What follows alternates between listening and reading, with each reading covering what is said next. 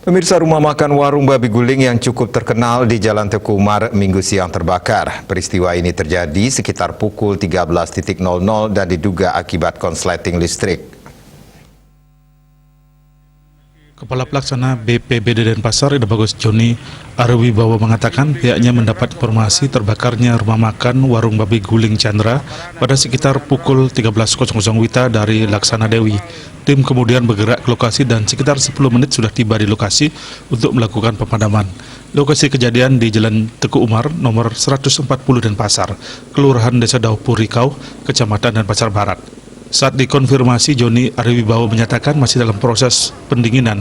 Objek terbakar rumah makan warung babi guling Chandra memiliki luas lahan kurang lebih 8 are.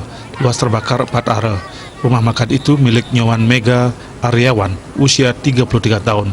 Untuk sementara penyebabnya diduga akibat konsleting listrik. Akibat kejadian ini kerugian mencapai 2 miliar rupiah. Beruntung tidak ada korban jiwa.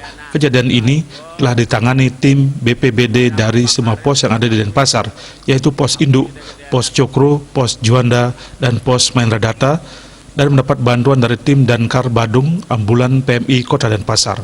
Asmara Putra, Bali Pos melaporkan.